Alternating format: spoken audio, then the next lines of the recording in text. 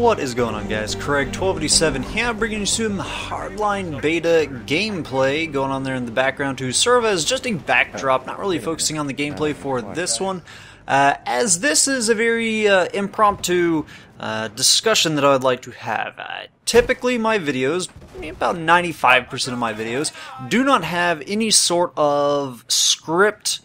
Maybe sometimes I'll have PowerPoints, but generally I'll have like specific points that I want to discuss on. And this is gonna be one of those where I have a general idea of what I want to discuss, but I haven't jotted anything down. I haven't really gone over it in my head multiple times. Most of what I plan to talk about for this video is a result of a bunch of discussions that I've been having within TG. A lot of you guys may not know, but I am a part of a clan called TG Tactical Gaming. I've been part of it for quite a few years. Joined it back when Bad Company 2 had been out, and yeah, I love being in TG. I love the community behind it. It's not really a clan. It is more of just a community, because it's not a clan that is specific to one game. It's a community of dozens of games. We've got like 2,500 something members spanning PC and all the consoles, Xbox 360 and Xbox One, PS3 and PS4. So it's quite a wide variety. Now, this isn't a advertisement for TG, even though I do have the TG tags at the end, but this is not for that purpose. What this is because in TG we have different divisions for all the different games. Right now we have a Battlefield 4 division, and soon, hopefully, fingers crossed, we will have a Battlefield Hardline division that is separate from BF4. So there's a whole lot of debate going on. There would be a lot more if the BF4 were being transitioned into Hardline, because then obviously those BF4 fans that are going to be sticking with it as it sits right now would be forced to join the Hardline division. And so but there's still a whole lot of debates going on, and a lot of people, you know, it's a new game, you know, they want to know, should I spend my $50 or $60? On PC you can get it for like $36 right now on G2A. But so, you know, everybody's debating that. But now with the release of Premium's details, people are also wondering, you know, should I actually spend the additional $50 to get Premium? Or should I not even bother picking up the main game now, because I can't front $120 or $110 or whatever the price would be, because I can't afford a Premium in addition, and I feel like I'm just missing out on so much stuff that it's not really worth it if I don't get both. And there's just a lot of debates now going on as to what Premium actually will go over. Obviously, you know, I put my video up yesterday talking about Premium's announcement and things of that sort, but we don't have the hardcore details, the intricate details of what exactly it's going to be. We just have rough kind of marketing buzzwords and things of that sort, and we don't really know exactly what we're going to be getting. So if you plan to get Premium before, like, nothing really has changed, but there's just a lot of controversy over certain aspects of Premium that it might be game-breaking. And yeah, I just kind of wanted to talk about that because, again, you know, this video was the discussion for this video was a direct result of a lot of these discussions that I've been having with the TG guys. And so, let's just go with, again, this is very unstructured, but I'm looking at the list, the masks. Now, they state that it will have masks with unique gameplay benefits tied to the theme of each mask. Obviously, you know, they're not going to come out with another dino theme, and your unique ability is that you can take over Jurassic Park or whatever the case may be. We have absolutely no idea what any of these masks are going to be. We can assume that each of these masks are going to be like the dinosaur and the, I believe it was a fox, ones that were shown before, where the developers stated that these are taking the spot of an equipment slot. And you give up that opportunity to have an equipment there that could have been doing something to use a mask that actually doesn't serve a purpose. And then now we hear that we have these masks that will serve as giving unique gameplay benefits. I don't think, again, none of this is known to the public, but I don't think you're going to see something like faster run speeds, and if you do, it'll be something like 1%. And of course, people are going to complain. They're going to say that that is pay to win. But no, it's at the end of the day, whatever they come up with, I'm quite sure that it's not going to be anything that is game breaking, that truly gives you an upper hand over every single engagement. I mean, the time to kill is so low in the game that it really still comes down to teamwork, to strategy and tactics, and to personal skill. If you get the drop on somebody, you're gonna still kill them, even if they've got the best, rarest mask in the game, and it's not going to be something like 50% damage reduction or even 10% damage reduction. The mechanic class already has that body armor. They're not going to have something in there that would stack with that, or that would give it to every class, because that would marginalize the mechanic's ability to be that role. You know, so I don't think it's going to be anything that is crazy affecting the gameplay. So you're not really going to be missing out if you don't have it. It is going to be for those people that just want premium. They just want to have those extra masks. I think it's mostly going to be aesthetic benefits, whatever that may be. The gun bench provides the players with the ability to visually customize their weapons and track their kills per weapon. A lot of people freaked out and thought, I can't put camos on, I can't look at my stats and things like that like I could in Battlelog. And I really don't think that's the case. You're still going to have battle log like we did in the beta. You can go on there and see what your top weapons are. You'll be able to see how many kills you've got, how much time you've got, and therefore your kills per minute with a gun. You'll probably be able to see your accuracy with the weapons. And we're still going to have that. I think this is going to be something like an in-game stat track that allows you to maybe get a in Battlefield 3, you had the dog tags that would keep track of a specific thing. Like you could get the anti-air dog tag, and on there it would keep track of how many anti-air kills you had in total. I think that we're going to see something maybe like that. A very specific thing that not just anti-air as a whole, but with this specific vehicle, or with this specific weapon. Not just assault rifles, but with the M16A3, it'll have your kills with that gun tied to it. And so, again, this doesn't break the game if you don't get it. It's just an extra little bit that you don't get to see, and you can eventually get sometime down the line. It's not like premium is going away when the game's been out for a while. It's going to be around for a very long time, just like you can go buy Battlefield 3 premium right now. And so I think that's what it's going to be. It's going to be things like, and they did do a tweet. I included this in the last video, but I'll include it in this one as well. It was a little tweet that came out talking about the gun bench, and it says customize your weapons with Battlefield Hardline Premium Gun Bench RT if you'll be spinning up your own color combo. I'm guessing RT means retweet. Okay. Again, I'm not too hippity hop on that there Twitter, but spinning up your own color combo, and it does show a picture. It's got a guy with one of the sniper rifle, one of the bolt action snipers in the game. In the background, it's got one of the police sedan or coupe. I think it's a sedan. And it's got the gold tint to it, and it is his sniper rifle. You can see that the actual bolt, the barrel, all have a sort of gold tint to it. And so I think that's what it's going to be. It's going to be like mix and matching certain colors, maybe coloring specific aspects of a gun, not just throwing a camo on there as a whole, but you can colorize specific components, maybe mix different, have red and green, red and blue, you know, whatever the case may be. I think that's what it's going to be. You're still going to have camos. You're still going to be able to put, well, you know, this foregrip versus that foregrip, this suppressor versus that suppressor, this red dot sight versus this red dot sight. You're still going to have access to all that. But this just is going to be an additional level to it. Again, it's premium. It's not just standard level customization. It's premium level. All of this stuff is just screams premium. They're trying to make premium a more of an actual service, something that you actually are getting rather than just, yeah, I'm going to get all the DLC maps anyway, so I might as well get them 2 weeks early and all at once for like $10 less overall.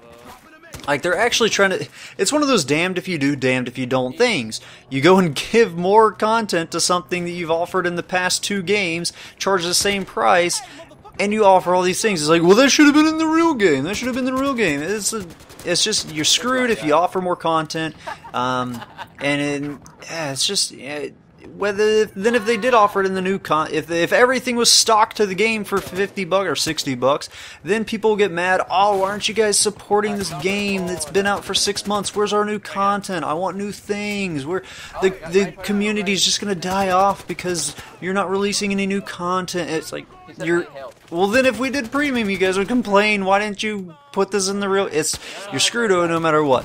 Now this next one, well, the last thing, the legendary status. There's really no hot topics about that. But this next thing, the competitive play, this one has raised a whole lot of confusion about. People are thinking, wait, so rescue mode and crosshair, the two competitive modes are going to be exclusive to premium? No. All 5 of the new and 2 of the returning game modes will be available to everybody, whether you get the deluxe edition, whether you get premium, or whether you're just a standard person, whether you pre-order, whether you order it 2 weeks into the game's release, you're going to have access to those modes. Those are not something that are going to be exclusive.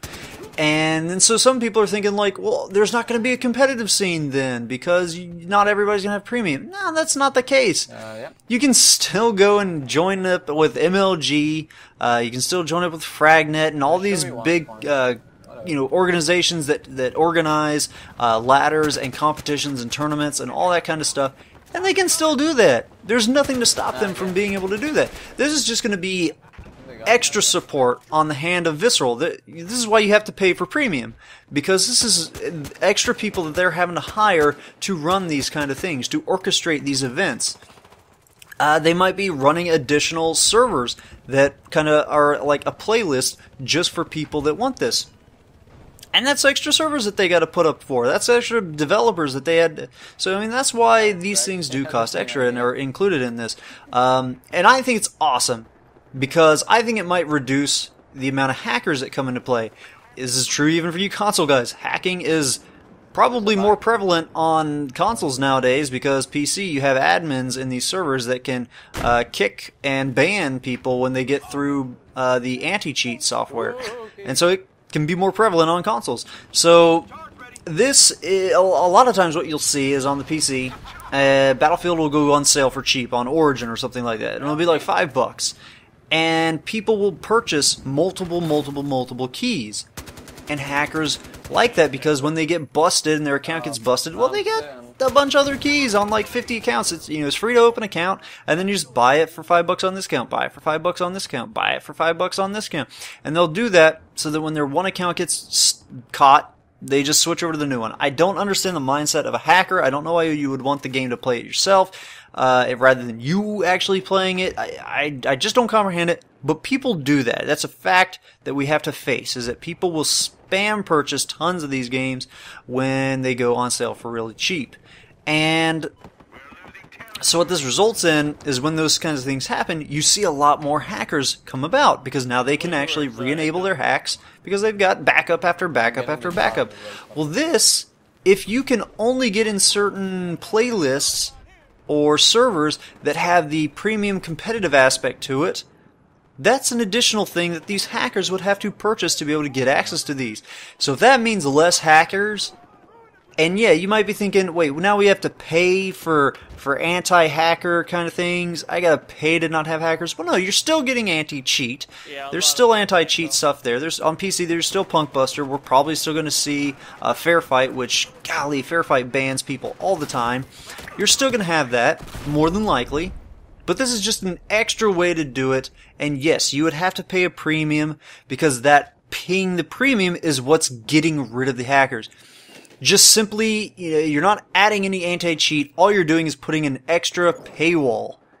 That's literally, it's human decision that I'm a hacker. I don't want to have to purchase the $5 Battlefield Hardline when it goes on sale, and the $30 or $40 or $50, whatever it is at the time that that the main game goes on sale. They're not going to be purchasing that in addition because that's just not worth it. They can hack in the base game and use all their $5 cheap accounts, but they're not going to hack for the hardline ones because that's more money that they got to pay. In addition to the hack that they typically have to purchase, not all hacks are free. The free ones are the ones that get you busted. So this, I'm totally fine with that. You're not going to see a reduction in competitive scene. And actually, in a lot of games that do competitive things like Battlefield, when games come out with DLC, you typically don't see those DLC maps being used in the competitive scene. You won't see them in a lot of MLG or Fragnet things because they're not part of the base game. Not every competitor might have it, and so they just ignore them and they just ban those maps. This, if you're in a Visceral / EA sponsored tournament or ladder and you're going up those ranks and whatnot, you'll see these exclusive maps because you're a premium person. It's known that if you're in this league, if you're in that ladder, that you obviously have premium. It's required. It's a feature to premium, and so you clearly will have those new maps, and that's awesome because new maps, they typically do some of the coolest things. I mean, Naval Strike had a very, it was so water focused. You had that carrier assault mode. The design of them are always so good because they're maps that the developers can get to spend a lot more time on. And DLC maps are typically some of the best maps. Vanilla maps are the ones that are most played because they're the ones that everybody has. They're the ones that when the new DLC comes out, well, I'm already used to this one. I've already memorized this map. You know, everybody feels so much more comfortable to the vanilla maps. So obviously they're going to be more played. But the DLC maps are just so cool, like Propaganda, Guilin Peaks. You know, a lot of those just awesomely designed maps that offer a really cool variety.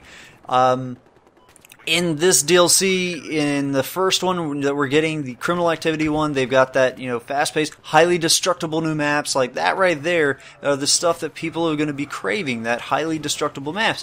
So, you know, I don't want to miss out on those maps, and to be able to do competition aspects on those new maps is just a nice change of pace to see in the video game industry with the rise of the competitive play. I would love to get back into competitive stuff back in the day like I used to be able to, back when I had time, when I didn't have a career. And so yeah, that would be really cool to see again if I'm able to get back in the competitive scene with these two new modes that they've got coming out. Rescue and Crosshair. So to actually be able to do those Rescue and Crosshair on the new maps that'll be coming out over the course of the year that the game's going to be out, you know, it's really cool. So, wow, that ended up being a much longer video than I originally intended. But yeah, I mean, there's some other things in there that are causing all sorts of chaos. 2 weeks access early. Well, I mean, that's what happens. Money today is worth more than money tomorrow. If you buy $50 of premium today and that goes into EA's hands, that is worth so much to them than $15 in a couple months. And then $15 a couple months after that, and $15 a couple, because they can take that $50 right now and put it directly into, well, a lot of people, they'll take that money right now and put it into investments, which that's a lot more time that it's gaining interest and things of that sort. But for their case, as a company who's still developing games, they can put that directly into their projects that they're working on. They can put that money directly into paying them to start working on those DLC packs. So that money today is worth more than money tomorrow. So that's what premium, that's why they like these premium things. That's why they like pre-orders.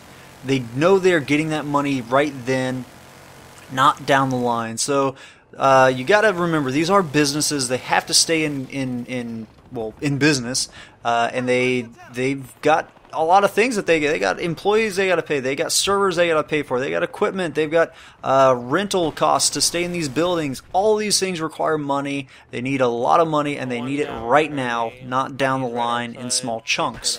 So that's why they do these things. A lot of people seem to forget that, but so yeah, and that's why you get these early access things. Enemies inside the house. That's just the way the world works, guys. And gamers online, I guess, the vocal minority, oftentimes seem to forget that. Does that excuse them from releasing crappy games that crash and have connection issues on? No, that doesn't excuse that, and that's why there's risk versus reward.